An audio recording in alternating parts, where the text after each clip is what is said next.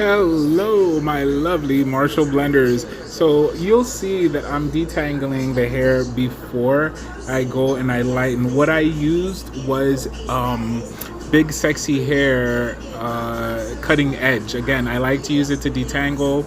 And then here you see me lightening the hair. I am using Matrix lightener with 20 volume. The ratio is 1 to 1 to 5. So it's one part lightener, 1.5 amount of the developer, 20 volume. And to that, I added 4 grams of my Dentity's Pearl Lift Me Up. And let me tell you, I really love that one because it tones as it lightens. So you don't really have to worry about going in and toning the hair afterwards. You'll see the color of the hair. This is part 1. Now this is kind of a visual tutorial where you're gonna see me being very ginger and very delicate, right? Because what you want to do when you're working with short hair, you want to avoid overlapping. That is one of the main things, and it's difficult because it's like, man, what do you do? So let me tell you what I do. I get myself mentally prepared to work on what I would mentally consider a Barbie doll head. Because that's kind of the same thing you're doing here. When you're working with short hair, you're working with a doll head.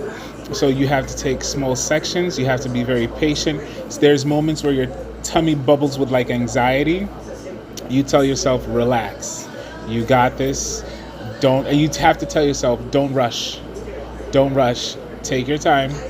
Take your time. And you have to also remind yourself to look at the hair. You must look at the hair you are working with, because if not, you're going to get sloppy and it's going to overlap.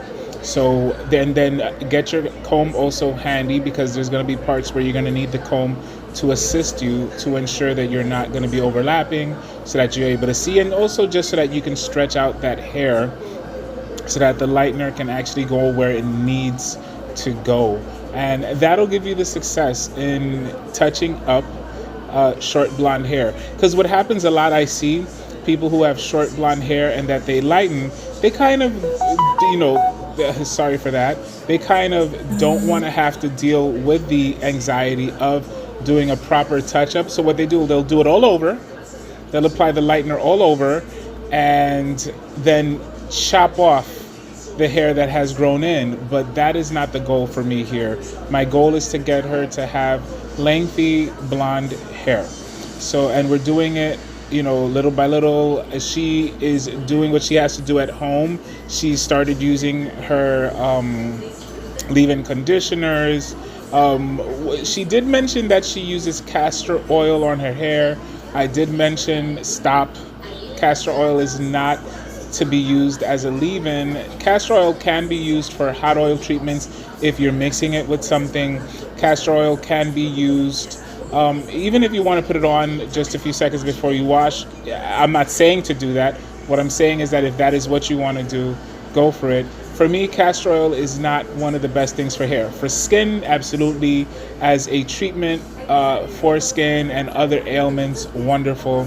I don't necessarily suggest castor oil for the hair unless it is part of a blend, unless it's blended with something that is a better carrier, something that is lighter, because castor oil is going to stick to your hair and it's going to just make difficult anything that you really want to do to the hair. So you see here I'm using the comb. The comb is doing what it has to do. It's doing what it has to do, and it really helps me. It helps me to make sure that I can stretch that hair out and have the lightener go on it evenly. You know what I mean? Because hair will play a trick. Curly hair will play a trick on you. Curly hair will play a trick on you, and so there you're able to keep it where it needs to go. When you see me separate here with the tail end of the brush, I will, push the hair down, because I put enough lightener so that when I push down, the hair will be able to stay, and then I apply some on top of that section, just to make sure that it's evenly applied, the lightener. So this is it. This is part of the visual. I'm gonna let you guys watch this. The next one I think I put will be when I finished it, and I think I recorded the haircut. So you'll see the haircut and when I diffuse it. So yeah, it was an absolute success. It was an absolute success. And her hair is really growing. It is thriving. Her crown area was very thin and hair was falling out before. We've been able to take care of that. That's no longer a problem. The nape right, under the occipital area is a little weak. I'm assuming it's probably because it's where she sleeps on. So we're gonna work on that. But I'm very happy with how her hair is growing out. So enjoy, guys. Leave your comments below. Remember to like, comment, and subscribe. If you want to share it. I think this is a video that's worth sharing, especially people who work with short hair. It gives you some kind of advice on how to mentally prepare. Because yes, when you are touching up short hair, you must mentally prepare because it is something that is, anxiety provoking. Okay, guys, I love you. Ciao for now. We'll talk later.